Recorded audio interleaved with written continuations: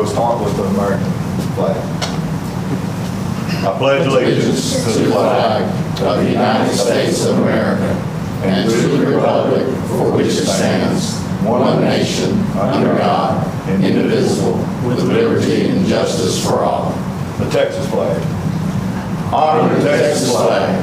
I pledge allegiance to thee, Texas, one state, under God, one and indivisible. Spencer, would y'all like to get a picture with the court right quick? I believe 4-H wants to get a picture with the court right quick, so. Oh, okay.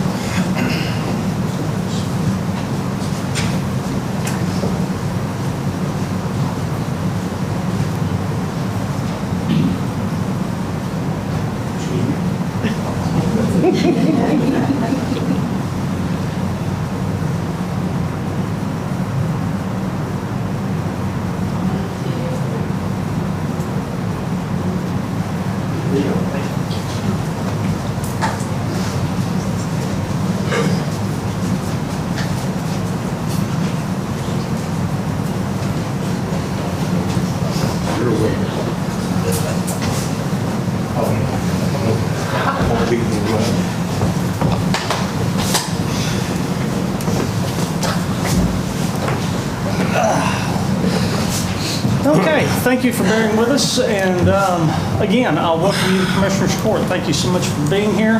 We do have a quorum, so we will call this meeting to order. First item up, do we have any public comments? No, sir. None at this time. Item 1, consider and take action on minutes from previously held meeting of Commissioner's Court on July 2nd, 2019.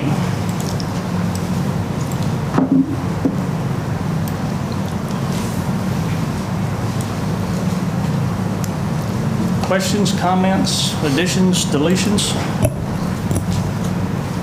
Hearing none, Judge, I move that we approve the minutes as presented. I second the motion. Motion made by Commissioner Giesland, second by Commissioner McCam to approve the minutes as presented. All those in favor? Item passes. Item number 2, a presentation and update on the 4-H program by the Texas A&M AgriLife Extension Office here in Henderson County. Spencer? Thank you, Judge and Commissioners. I just wanted to take a few moments of your time this morning and just give you all a short update, a brief look into the 4-H'ers life. We've had a busy spring and first part of the summer. It's amazing we're already into July. I feel like we were just starting the year last week. So I know it's been a while since y'all heard from us, and like I say, we've been busy with stock shows and wrapping up school and summer camps and state competitions. So I just wanted to give you all a brief update. We brought 4 of the 4-H'ers here this morning, and they're just going to I think come up first, and we're going to have Mr. Bryce Parrish, and he's going to introduce himself and tell you a little bit about what he does in 4-H, and we'll bring a few others up after him. Bryce.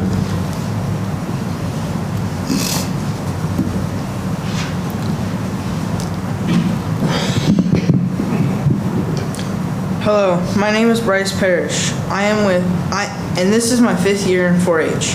I joined 4-H to try something new, and I have certainly done that. I am a part of the Crossroads 4-H Club, the Henderson County Outdoor Sports Archery Club, and I am an officer with the Henderson County Council.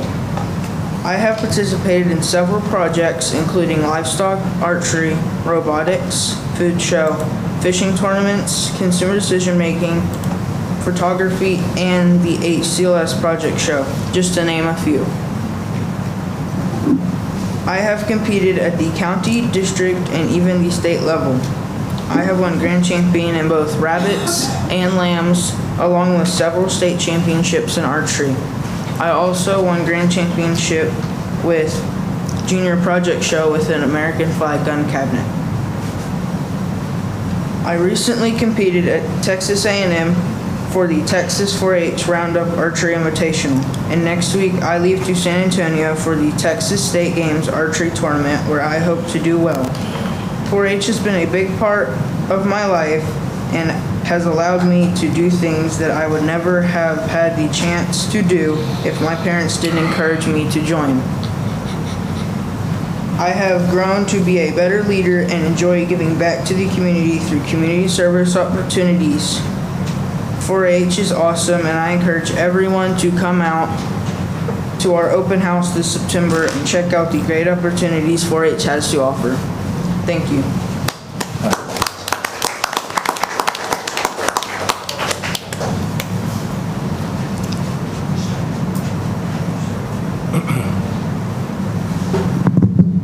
My name is Weston, and I judge horses and show horses.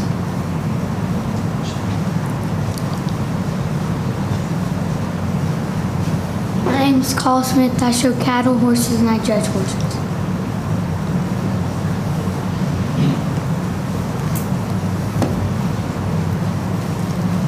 My name is Carly Rayburn. I judge horses, show horses, and also show market goats. So once again, I'm Spencer Perkins, the County Extension Agent of Ag and Natural Resources, and we just brought these 4-H'ers here to just show you a small glimpse. As you can see, some of the awards they're holding. All of these kids are well-rounded and do several different projects. One project that we've just recently come home from, I've mentioned to y'all before, was horse judging. And if y'all can show them those awards, it was pretty neat to me to see that Henderson County horse judging team, they won both San Antonio and Houston in the same year. I've judged horses since I was 8 years old, and to my knowledge, I don't think any team's ever done that before. So I was very, very proud of them. And then most recently, Miss Carly Rayburn and 3 other girls on a horse judging team traveled up to Fort Worth and competed in the World Championship Paint Horse Judging Contest, and they brought home the reserve title. And then Miss Carly Rayburn was the high point individual out of all in her division and won a scholarship. So very, very proud of these kids. And like I say, they've been busy going in several different projects, and like Bryce mentioned, he's competed on all levels, and Henderson County's getting spread throughout the state and on a national level. So just wanted y'all to see some of their hard work and what they've been doing here lately. So thank y'all very much. Y'all go have a seat. And then, like I say, just give y'all a quick update from the Ag and Natural Resources side. As y'all well know, we've had a few educational programs through the spring. However, it's summertime now, and if y'all drove around any at all throughout the county, y'all know what time of year it is, and that's hay baling season. And with the forecast like we've got this week and heat index as high as it is, I think there's hay mowers running 24/7 right now trying to get hay rolled up. As y'all well know, we've had a tough year last year for hay production, and we haven't got the start back up in the fall and going on into the winter, when I guess it's too cold to be out working. We can come meet up in the building and have an educational program. So that's a little bit from the ag side of it. And now Miss Carolyn Tyler is going to come give you a short update from the family and community health side. Good morning. Like Spencer said, I'm Carolyn Tyler. I'm the County Extension Agent for Family and Community Health, and like everyone else, we had a really busy spring in the family community health realm. I primarily partnered with UT Health of Athens to offer diabetes education to the community, as well as some healthy cooking classes to help kind of help manage chronic disease and manage some of those aspects through healthful eating. Also, I was able to do a child passenger safety checkup over in the Chandler area in a partnership over there with the community, able to reach that aspect in that area of the county and provide that education to parents, make sure that their children are buckled up safely.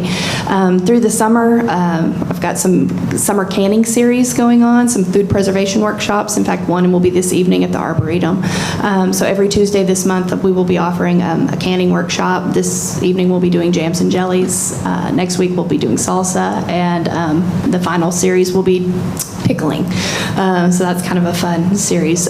Towards August, we'll be I'll be going to my professional association meeting, where I'm serving as the state association president for my professional association. So that'll kind of round out my summer. And then in the fall, we'll kick back up with, again, the diabetes education series and some cooking well for hypertension and some cooking well with diabetes series. So that's a little bit of what I've got going on and what I've been doing thus far. So just wanted to thank you guys for your time this morning and kind of like give you a glimpse into our office and what we've been up to. So thank you. Thank you, Carolyn. Any comments from the court? When is the jam and jelly testing? The testing is today? Kind of testing. Thank you. Where? I look forward to that. Did you ask where? What's that? Where? Where at the Arboretum? At the Arboretum. Yeah, I got that part. Now, it's always a blessing to see the 4-H come in, the young people come in and present. It's just a blessing for all of us, what y'all do. And competing, I wouldn't know how to judge a horse or shoot a bow and arrow, archery. I think that is really neat that you can do that. So congratulations and thank you for coming and making my day today. So, appreciate it. I'll just say I wish I could have stuck out with FFA, but after being kicked by my Angus steer at 10 years old, I decided to give it up. So I commend all y'all for getting involved in the county and the 4-H, and I hope you have a lifelong love for 4-H and FFA as it soon comes up. And what was your name? What was your name again? Bryce Parrish. Bryce. Maybank ISD has a great ag program, and if you want to move out of Crossroads, Maybank has a great program over there, and they do go to Kentucky at the archery. But anyway, congratulations to all y'all, and I know you both have your head, or all you have your head held high walking around with the buckles and those trophies that you presented this morning. So congratulations to all, and a good job to the parents for raising fine young men and women here in Henderson County. And Spencer and your group, thank y'all for what y'all do. I'd just like to say thank you for continuing to provide a very informational program for the constituents of Henderson County. And just like the FFA motto, the 4-H motto says, making the best better, I believe we can see that that's happening in Henderson County. Thank y'all. Boy, it's always tough being the last guy to say something. Mr. Parrish, great job. Your oral presentation this morning was top shelf. Just another example of what 4-H teaches the young folks of Henderson County. Next thing you know, you'll be running for county commissioner. Watch out, Commissioner Thomas. Crossroads area. Crossroads area. We need one in that area. See, there could be some kind of collusion going on between those two commissioners. Commissioner Thomas is nervous, so Commissioner Tuley is trying to get you to move to Maybank. So you'd run against him. That'll be, make sure you're in Kaufman County. Okay?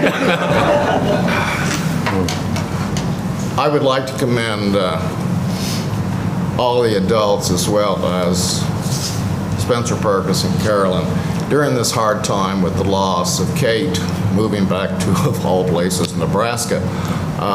You guys are holding it together, and bringing the 4-H to us today is most impressive. And thanks to all the parent volunteers that are working to keep the program running until we can get a new 4-H agent here in Henderson County. Congratulations to all of you, and thanks for all you do.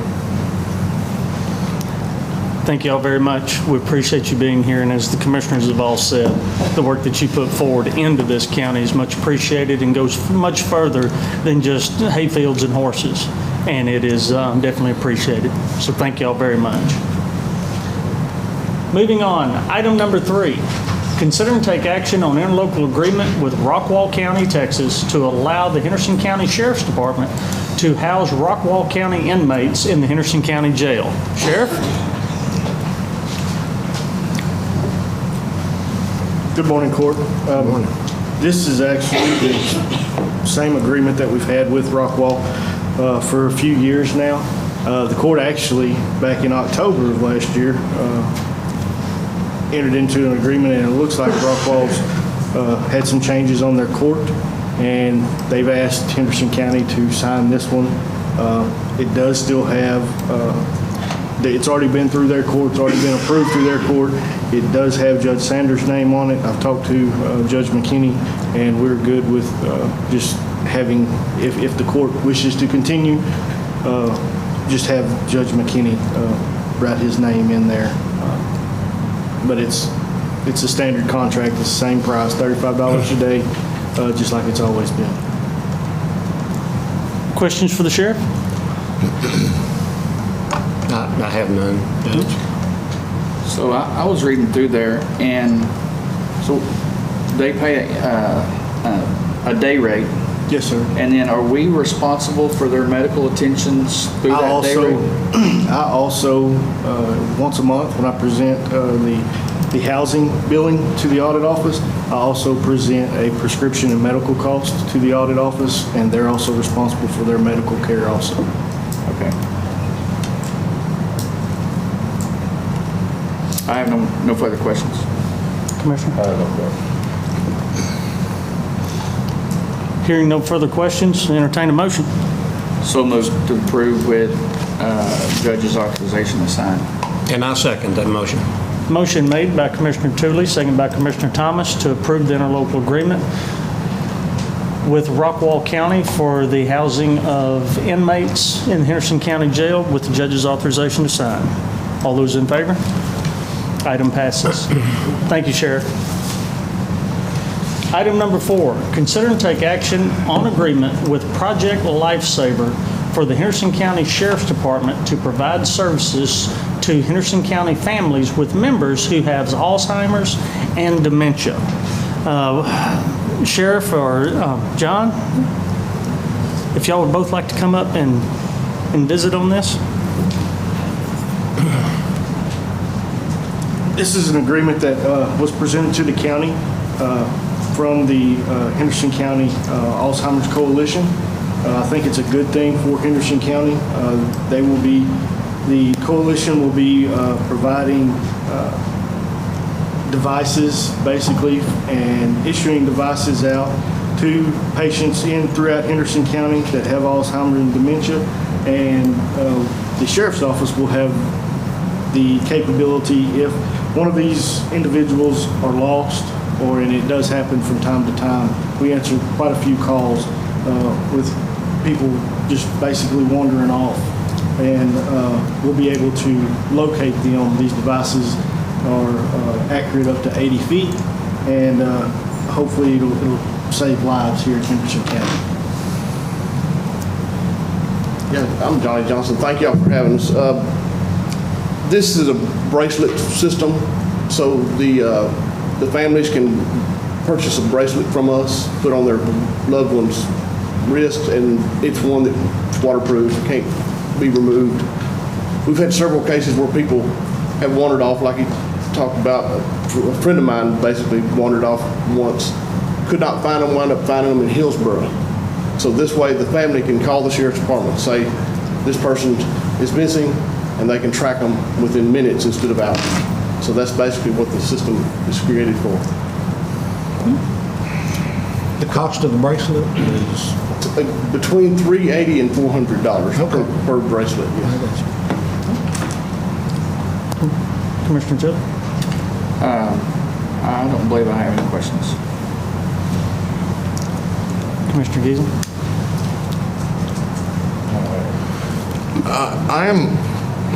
I think it's a great program, but I'm a little bit confused in the document. Are we, the county or the sheriff's department, the agency? Or who's the agency, the applicant agency? That'd be Project Lifesaver. The applicant agency is Henderson County. So we would administer the program on behalf of the Alzheimer's Coalition. So then, And I believe it provides up to, for training up to 7. Correct. Departmental employees Right. to do that, yes. Yeah. so then, as far as the bracelets are concerned, we are buying those.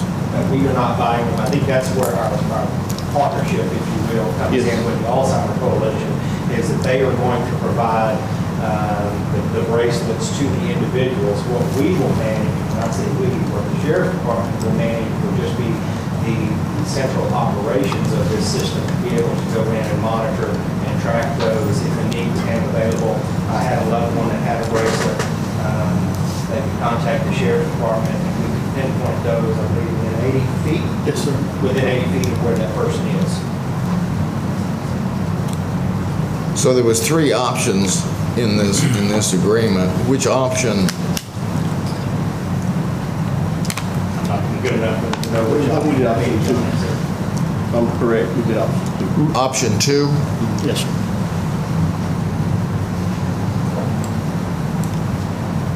Which basically we provide, we'll buy the system. I think Josh had already talked to Project Lifesaver, so it's going to work well with the Sheriff's Department system, so it doesn't interfere with anything y'all are doing. We purchase that, y'all install it there so y'all can use it. We purchase the bracelets as needed, and I think a couple of bracelets comes with that option 2 to begin with. We will give them to people who qualify. Anybody can come that has a loved one with dementia and buy one for themselves. So we have 2 or 3 different ways we can distribute them. Okay. And the receivers that you're buying would be the PLI 5000? Is that right? Yes. Well, there was the PLI 3000 and the PL. It is the 5000, I believe. It's the 5000? Okay. I just didn't know if you made any changes when you talked to them. And Mr. Brock, if you would, just speak to how this is a standalone system. It does not integrate with our network. It has no effect on our network. It does not connect to the system. I don't have any saying it's not. It is a service that, through the Alzheimer's Coalition, that have brought forth to provide another option of being able to locate. The purpose of the county being the signatory on the application is the fact for the Sheriff's Department to be involved in it. Just gives us the capability to monitor when needed. And the training is provided by the contractor? Yes, it will. We can train up to 7 individuals.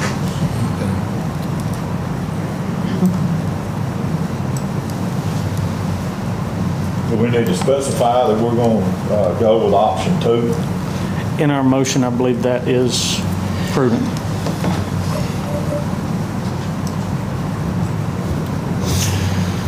Mr. County Attorney, any other comments? Okay.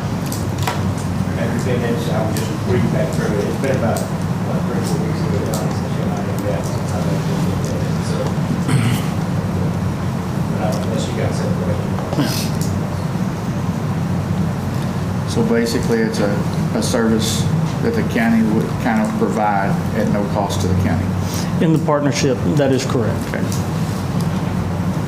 And I can tell you that, through my office, I know the Sheriff can elaborate much more, but it seems like we have a fair number of these cases where we have people that are individuals that go up missing. And I can tell you from even UPS's standpoint, they initiate traffic stops on people that live in other counties that, they're driving around our county and, they left Huntsville that morning going to work and they get them and end up here. And so I really can see the benefit of a program such as this, and being able to locate this.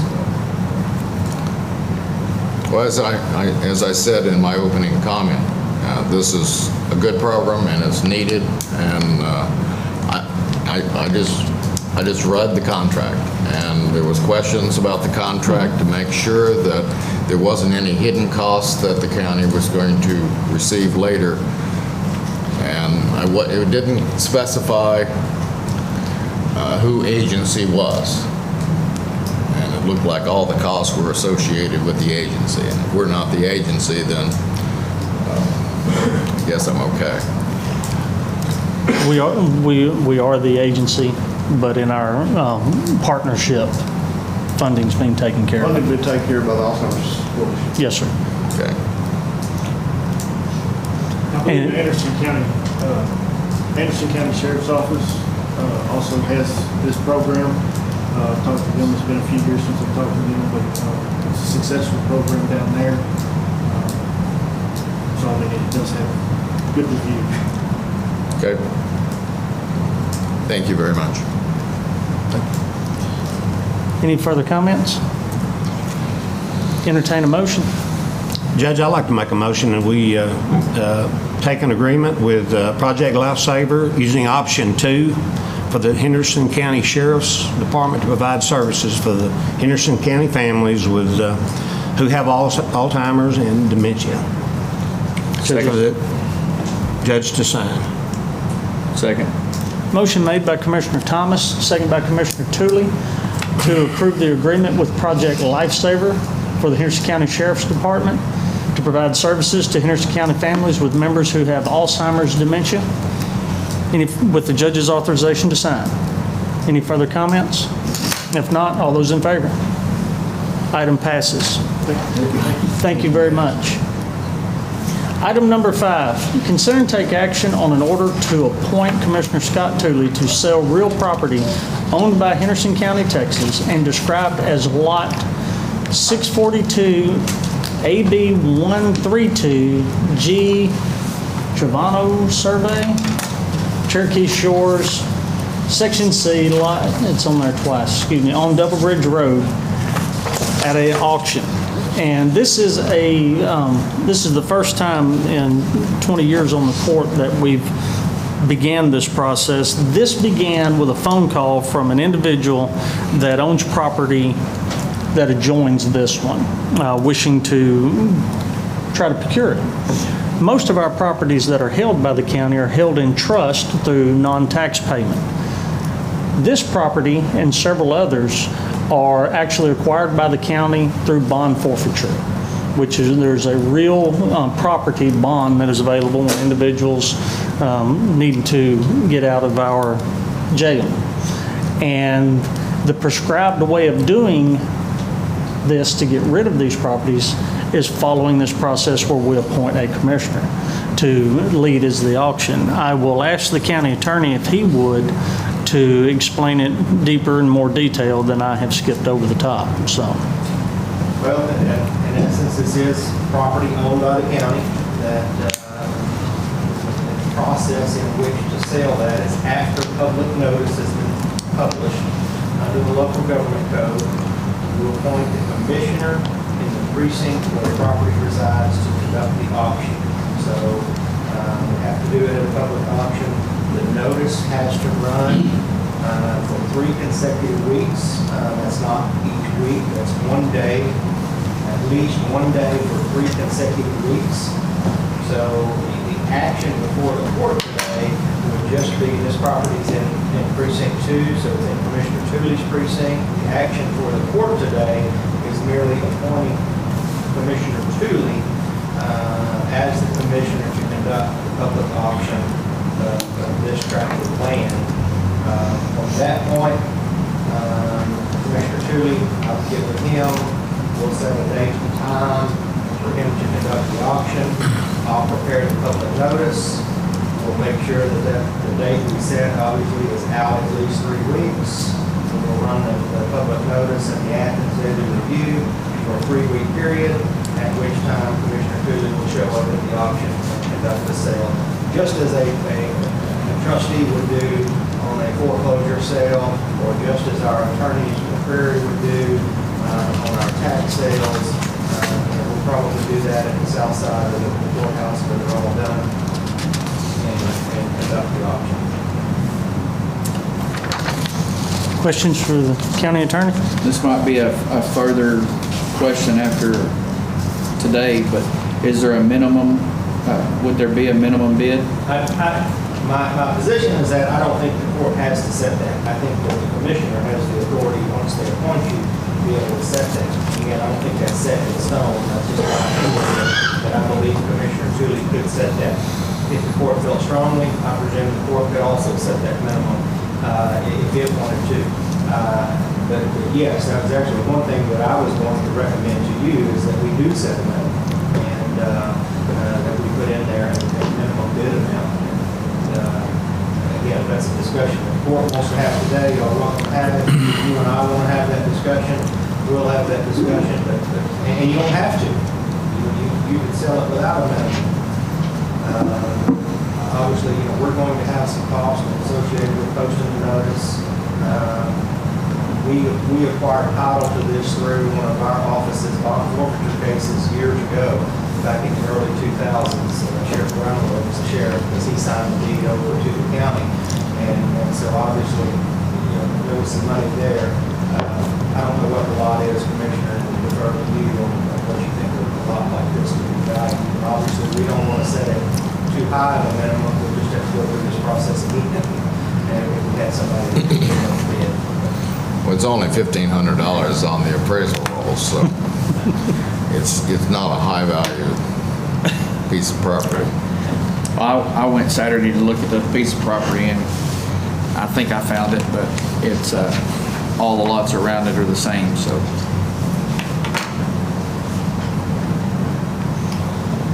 It is important to note that there's a number of these lots that the county has in its possession. And the desire is to divide these properties out among the precincts so that we can effectively handle them. And then getting them moved, or has been suggested at different times, may prove as possible staging areas for the road and bridge operations, because we do know how logistics are difficult in many of the areas. But getting those properties delineated to the precincts is the first step to be able to move forward with this process. Of course, it has nothing to do with today, but I believe that's the route that would probably be best to go. Would we want to do these at one time, possibly, maybe round them up and do a one-time sale, or were you thinking? What I would suggest is that first we get them delineated, right, and then I would think you would handle them, each commissioner would handle those all at one time, or depending on that. Once they're appointed, the commissioner, and once they're appointed to sell them, it's really kind of into their authority. Is that correct, Mr. County Attorney? That's correct. Yeah. So, So this one wouldn't have come up unless a neighbor knew about it, researched it. Is that kind of? Yeah, that's exactly what happened. Is we had a neighboring landowner that I think had largely probably been taking care of it, was trying to control their property. I got you. Somehow ended up in the audit office, and then the audit office brought it to us, and that's what got us to looking at this. There is a list that I know that Anne Marie had sent out to everybody, because then we got to looking at how many more of these are there. And there are a number of these other properties, and just looking at the addresses on a lot of them are probably in neighborhoods. Some log cabin, I know it's just street names, and some others are Cherokee Shores, places like that. So.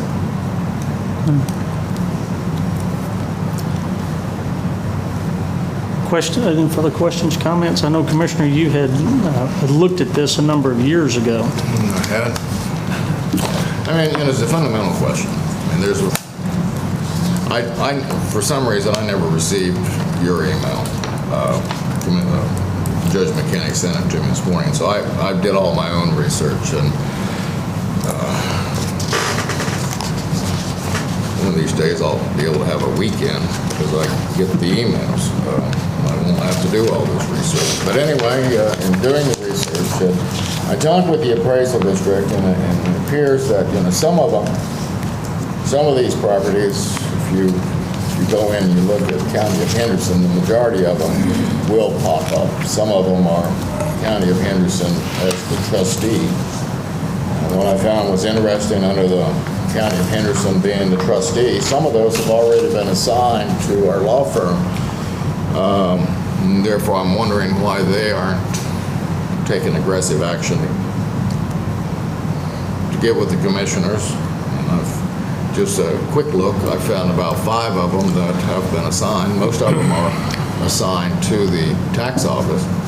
But I would have thought the tax office, after In this particular case,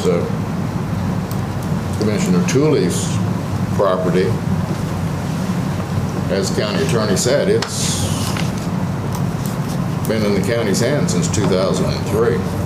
So 16 years is a long time for no action.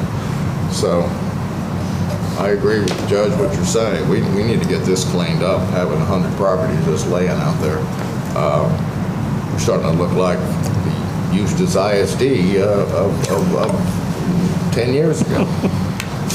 That's what I thought when I was reviewing embarrassing. the list. We've been awful hard on some of the ISDs on holding properties, so. Well, and just to clarify, I don't mean to interrupt, Commissioner, but just to clarify, there's a difference in we are not the, we do not have a trustee on this, and we are not the trustee. This particular lot, we own it by virtue of a deed, or a Cherokee deed. Now, some of them on the list were trustees. I agree, because you guys understand, obviously, our tax law firms, they would then conduct the sales for us on school districts' behalf. That would be a different process and different sale. Some of those on the list where we have a trustee, that wouldn't necessarily, those wouldn't come through this process, would be my opinion. I would have to get with Liz and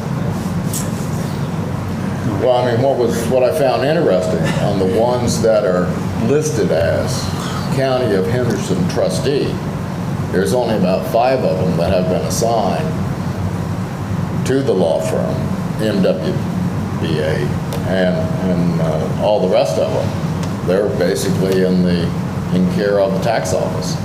So I think the tax office needs to take a hard look at these and push those to the law firm. That's what we're paying them to do. So.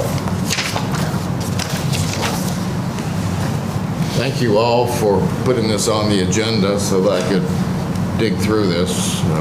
And just like this one, it takes a little bit of legwork too to go back and research. When we get it, we have to go back and say, well, the tax office says Henderson County owns it. Well, then we have to go back and find out, well, how did we acquire it? Were we a trustee, or did we actually get a deed? And that's when we went back. And it's just like that property we had out at LaRue.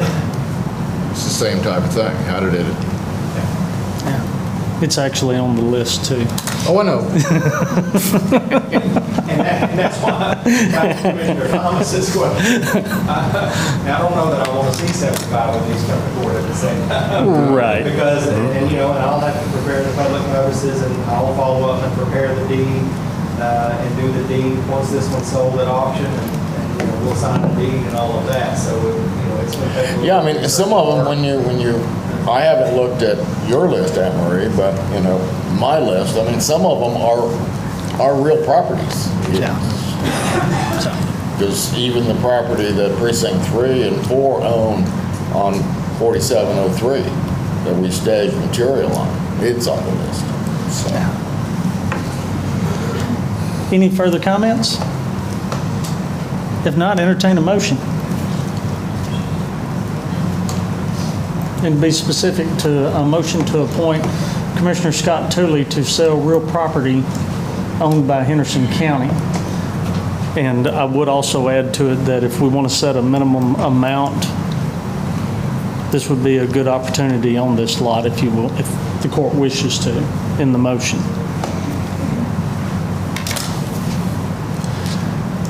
I know some of the, I know we spoke about Eustis ISD earlier. They had a minimum on those interior lots of $200, I believe, and been able to move them quite successfully. That's an option. I wouldn't go below 150. We got to pay for the publication, so a little cost. Newspaper. Three times, you say, or 3 times, 3 days. Okay. I'm okay with $200 if you want to use Eustis. Because as I said earlier, the value on the appraisal roll of that property is $1,550. Commissioner, your precinct. Your thought. I'm in agreement. I mean, it could be there's a couple of people out there that could get the bidding war with this lady that wants it. So I think $200 is a good start. Okay. Anyone wish to make that motion? I'll make the motion to appoint Commissioner Scott Tuley to sell the real property owned by Henderson County, Texas, and described as Lot 642, AB 132, G Chovanno Survey, Cherokee Shores, Section CLT 642, C 362 on Double Bridge Road with a $200 minimum. And I'll second his motion. Motion made by Commissioner McCam, second by Commissioner Thomas to appoint Commissioner Scott Tuley to sell the real property that was mentioned with a minimum bid of $200. That was a lot to write, Mary Margaret. You got it? Any Take further? the Mac off the Thomas. Yeah, McThomas. Making faces at me, making me laugh. Any further comments? All those in favor? Item passes. I'm going to abstain. Yeah, Commissioner Tuley abstains. Item 6, consider and take action to set a public hearing on request to the Secretary of State for the implementation of vote centers in Henderson County. Ms. Hernandez, our elections administrator, is with us. Would you please come forward and talk to us about it? Good morning. Yes, we're wanting to set a public hearing. We met with our committee members, which are, members that you chose out of your precincts. We've decided to go ahead and move along and with the process of becoming vote centers. Vote centers will give our voters many options, more options than a traditional polling place, and that's what we're hoping for. But we have to go through this procedure of having our public hearing, have it recorded so that we can submit it along with our application. This is going to give our voters a lot more options. If they're coming home from Dallas, Tyler area, they could stop at any polling place and go ahead and cast their vote on election day as if it were early voting. So for me, it's just a better option for our voters. Questions for Ms. Hernandez? During y'all's meeting, was there any negative comments to going to voting centers, or everybody was? No, I think everybody's in agreement that that's necessary here. We're still working on some of our polling places. There were questions on some of our polling places, but we hope to get that resolved before the public hearing.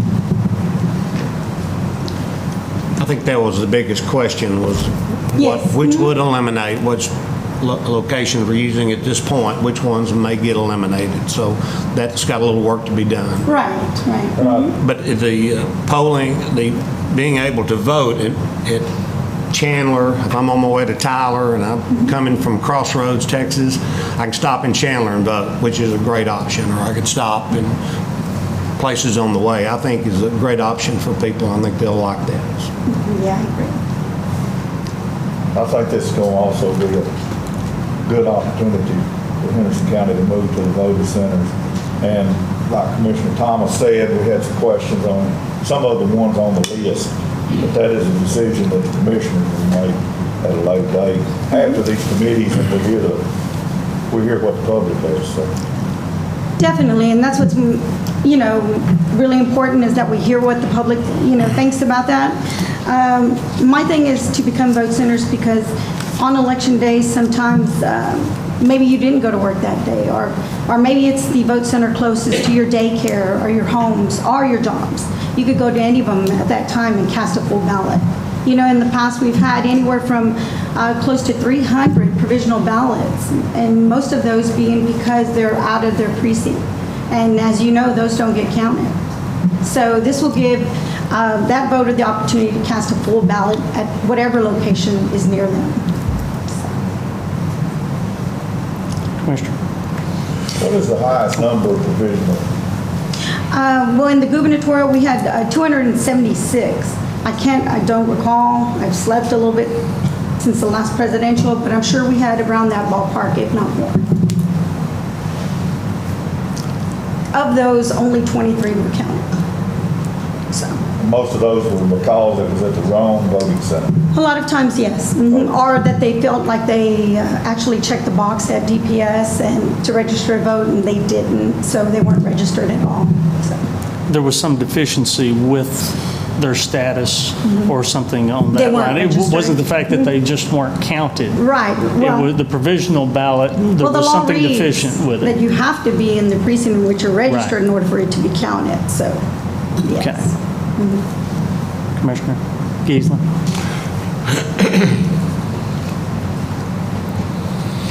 You held the meeting, Commissioner Thomas, you attended the committee meeting, And so did you.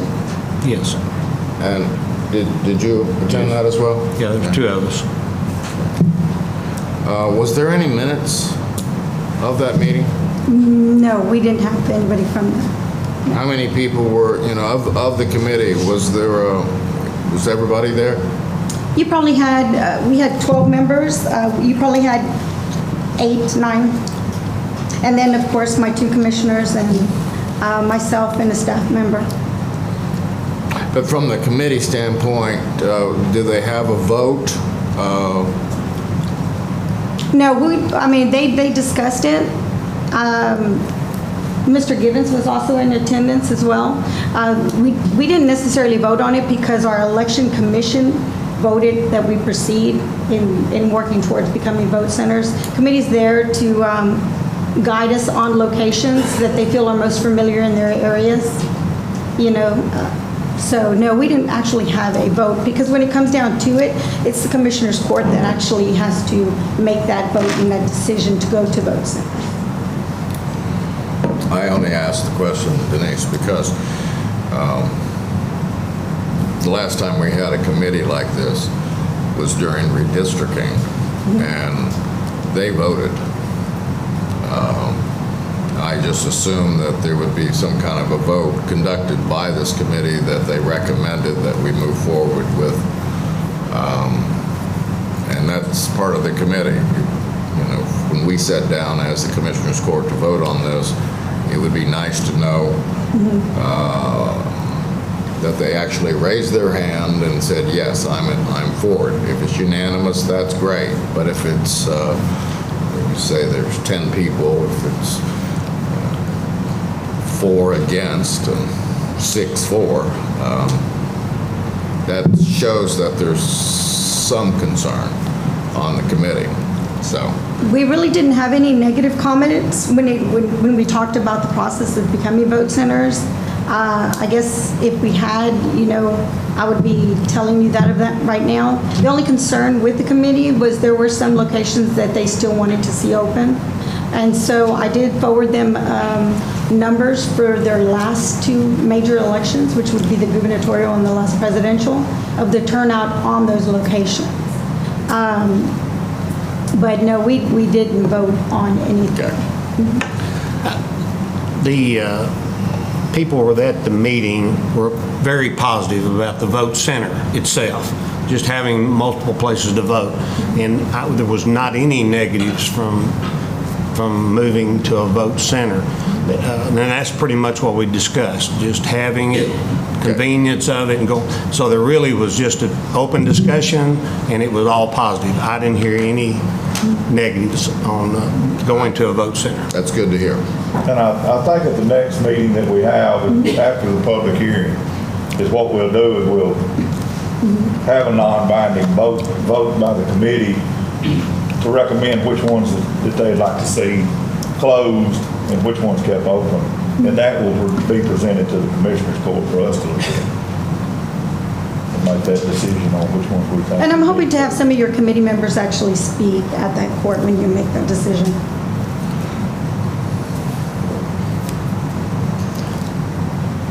Was there a general consensus on, I know currently we have, 27 locations? Was there a general consensus on? Well, we currently have 26 polling places 26. on election day. 65 would take us down to 17. But I believe that when we ended up, we said, it would be okay if we ended up with 20. Once they saw the numbers and they decided, Okay. Well, this is definitely, today we are just setting the public hearing. That's correct. Of course, in the run-up before the decision will be made, we will need to have a workshop as the court to go through this information before we make a decision. I believe that's something that is most definite, and we can hear from our Well, I would individuals. certainly hope so, because, I really don't want the committee deciding that there's 3 boxes in precinct 4 that they recommend that we close, because I don't think, because we've already done this once in precinct 4. So, Oh, What date are you? because I have a lot of constituents that call me about the boxes that they want to see left open. And those were not polling places that the committee voted to put on the list.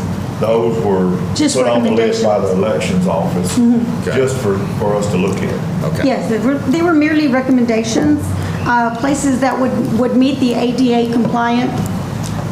We do have someone coming out to look at all of our polling places prior to submitting our application in with the state, just to make sure there's nothing that we need done to any of those locations, or if we need to even rethink that location. Okay.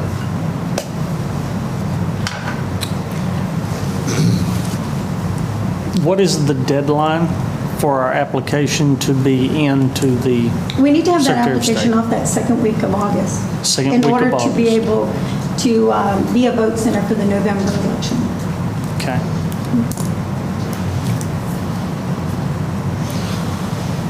Any further comments? One last thing we have is time frame on the public hearing. Normally, we do 14 to 21 days. I was looking at the statute on this. I don't think the statute has a time frame. All it says is you have to conduct a public hearing.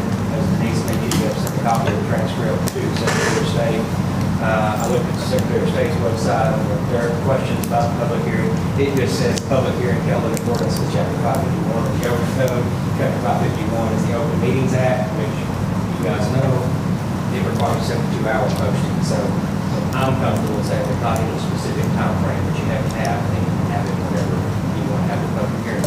I do know as a matter of practice, I don't read this anywhere on the Secretary of State's side or in the statute, as a matter of practice, a lot of counties have more than one public hearing. Again, I don't know that that's required, but I'm just throwing it out there. Okay. Well, And I don't know if that's something the Secretary of State would prefer, Denise, or if they just okay with the one, or... No, and I mentioned that too in my presentation, that Smith County held one that morning in Commissioner's Court, at the end of Commissioner's Court, and then they had one that evening for those folks who actually, are employed who would like to attend that meeting. That was my recommendation to start off with, so, I'm going to leave that up to you guys as far as whether or not you want to. I'll be available at both, so it wouldn't bother me at all to have the evening public hearing. Would the court be accepting of 2 public hearings, one on the 23rd and one on the 30th? That gives 2 weeks until the first one, and then the following week for the third one. It would allow that extended opportunity as I look at this, and also keep us in the deadline. And I think it would have to help you with the Secretary of State's office. I mean, the fact that the Secretary of State wants us to send a copy of the transcript, and it's a transcript of the public comments, which means the Secretary of State wants to know what your public think about this. No. And I think to me, that's important. The more you have, it's going to look better for us. Yep. To do that, to allow them opportunities to. I agree totally. And then that leaves us roughly 2 weeks to finish up the process and get it sent off to Austin. Yes, definitely. So is one of those going to be at night? Or are they all during court? That would be up to the court in the advent of our communications that we have where we're being viewed. I would prefer to have them during court myself. There's an opportunity for individuals to hear and see, and by allowing for 2 opportunities, it'll get around pretty fast, I'm most definite. The 30th is not a good date. I won't be here. I'll be at the election law seminar in Austin. So, I'm there from the 29th through the 31st, those 3 days.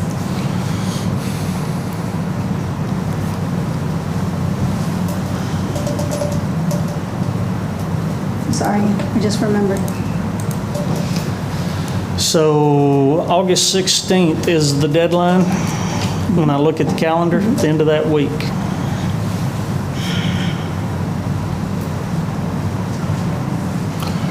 We could always do one at lunchtime. During the middle of the week, when we're having a workshop or something, we could go into it, so individuals that can't come at 9 o'clock, if you don't want to do one at night, we could at least schedule if they could come to a public hearing during their lunchtime. I'm not trying to mess up anyone's lunch, I'm just, at least it's a different time frame than 9 o'clock in the morning. I wouldn't be opposed to having one in the evening.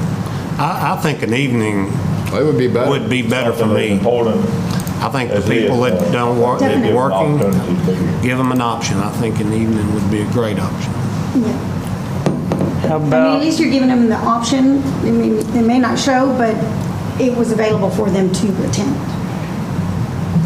so the 23rd gives us 2 weeks, and of course, that'd be during court. Following that, the evening, 24th, 25th, 26th, or the 1st or the 2nd, to keep us tied into because of your unavailability, the 29th through the 31st.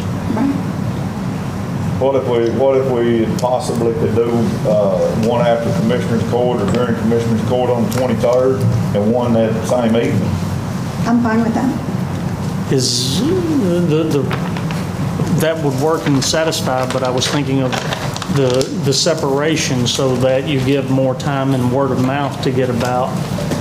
That's why I was offering up the next week having another one.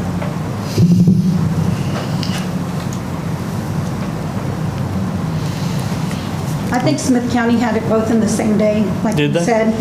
We could do that. It's just an option. I like that same day, Okay. morning, evening. You know, the one in the morning, 9:15, what time for the one in the evening? Most people are home or off, but I'd say 6:15, 6:30.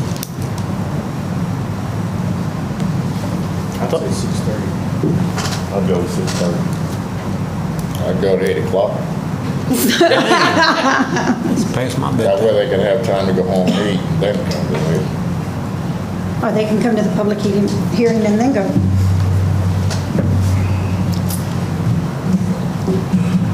Okay. What I'm hearing is 2 meetings on the 23rd, one at 9:15 and one at 6:30. Do we have a motion, or is there any further comment before I ask for a motion? 6:30, okay, Commissioner? Commissioner? I guess. I can't stay up till 8 o'clock. I'll make the motion that we hold our public hearings for the voting centers for July 23rd, 9:15, court date, and also at 6:30 in here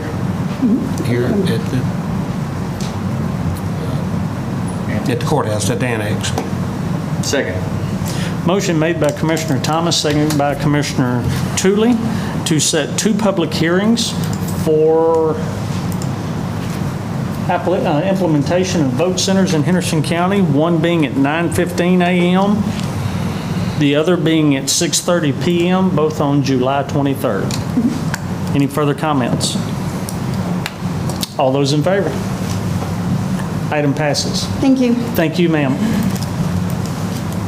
Item number 7, receive financial reports. Thank you, sir.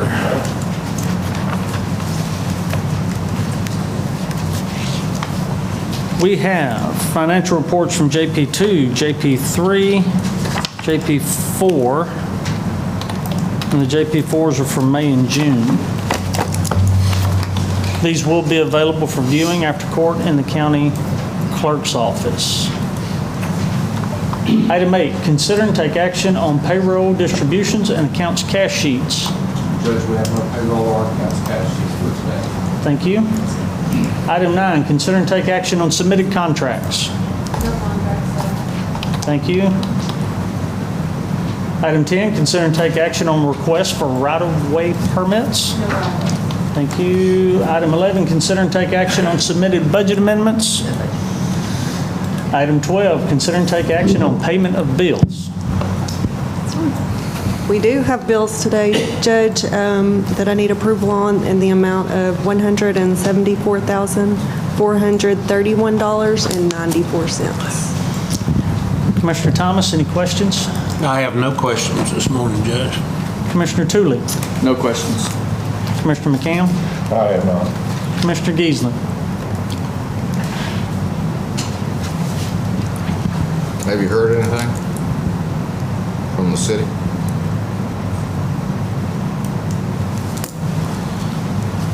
$18,500.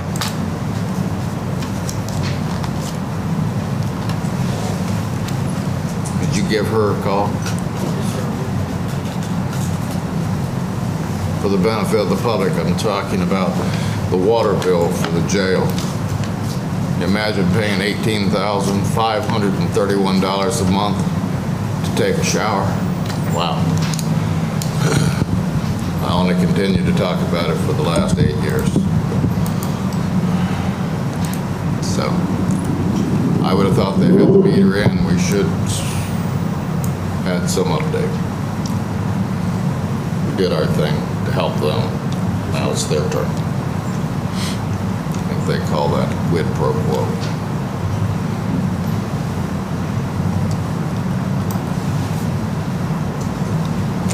No further questions, Judge. Oh, continuing in the dry, semi-dry month, you're doing great on the sprinklers at the St. Augustine grass there at the courthouse. It was only $111. You're doing a great job. Thank you. Thank you. Any other questions? Entertain a motion. So moved. I'll second the motion. Motion made by Commissioner Tuley, second by Commissioner McCam to approve the bills in the amount of $174,431.94. All those in favor? Item passes. Item 13, consider and take action on submitted plats. No plats. No plats. Item 14, open and consider bids. Ms. Nicholson.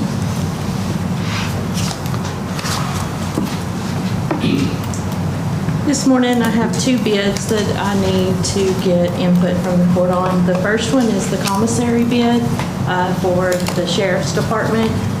We've used Keith for several years now.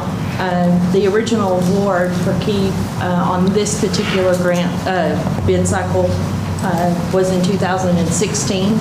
So we've had them for 3 years. After talking with the sheriff, then they're really pleased with the way things are going, and they'd like to extend it for another year. Questions? Sheriff? Yes, sir. They do a great job. Great service over there at the jail, and we'd just like to use our extension.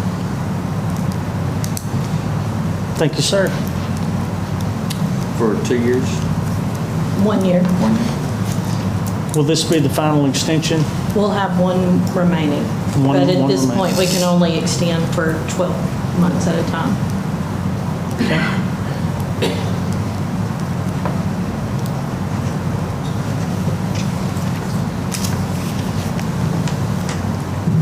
Any other comments? Entertain a motion to approve the 1-year extension. So moved to approve. Second. Motion made by Commissioner Giesland, second by Commissioner Tuley to authorize the 1-year extension on the commissary bid. It's just Kiefer, correct? Just Keith. Yes, Keith. Keith. Nothing else. That's all their name is. Keith. Okay. All those in favor? Item passes. Yes, ma'am. Okay. The other one that I have is for the fire and security alarm services and suppression services for all of the county buildings. This has kind of been a project that's been in the works for a while. The specifications ask for a mandatory pre-bid meeting so that they can do a walkthrough of all of our facilities and really get a good idea of what we have. We're asking for an evaluation of each property, if they have existing systems or any recommendations to upgrade or to replace systems. It'll also include the annual inspections on all of the security and fire systems and fire extinguishers, as well as monitoring the security systems and service calls. Questions?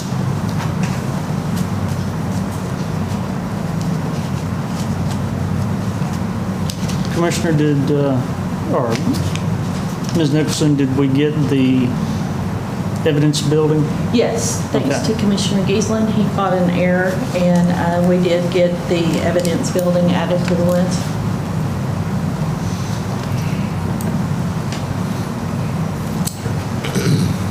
Going back to agenda item number 5, properties that the county owns. I got to thinking that we have this building on Baker Street, and we never talk very much about it. It's the Texas Health and Human Services Commission. It's our building. It's our land. Who maintains that building? Do they maintain it? Through the agreement, they maintain. Through the agreement, they maintain it, so we don't have to worry about security and fire suppression in that building at all. Correct. Okay.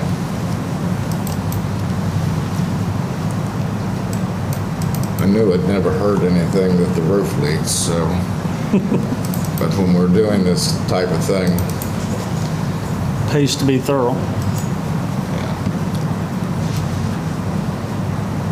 And I think it was a 10-year agreement we did last time.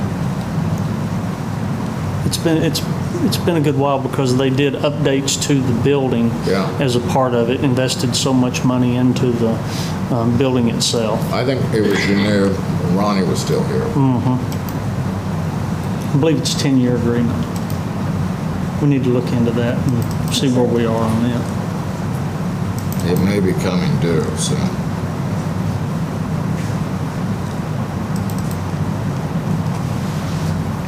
I have one question. Okay. I was just scrolling through here and looking, and something caught my attention that in some of the other precincts, they have their waste station with an extinguisher, and 2 has a shop,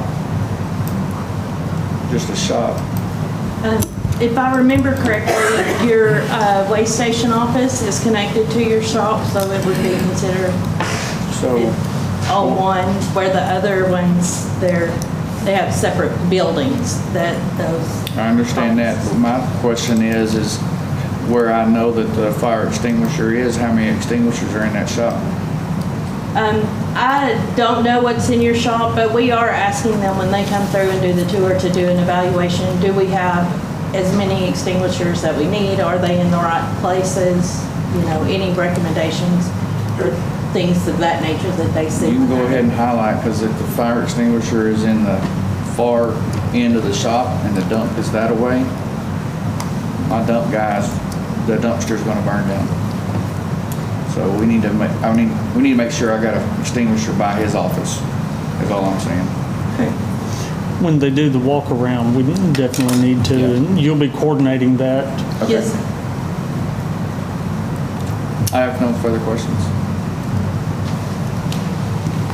I have none.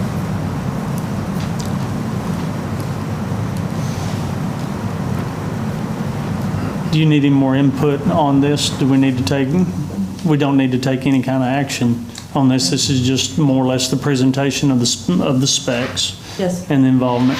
One thing I do want to do, given the change in our purchasing policy that we did, we're going to change this line item instead of just open and consider bids to give us something where we can actually take it. Gives us full actionable items so that we can vote on these specifics on the specs when we bring them to us. So, okay. Anything else? Thank you, Ms. Nicholson. How soon will that go out? This week, preferably the next day or two. Good deal. Item number 15, consider and take action to adjourn. I'll make that motion. Second. Motion made by Commissioner McCam, second by Commissioner Tuley to adjourn the meeting. All those in favor? Item passes. Thank you very much. We've got a budget workshop that is due to start 10:30.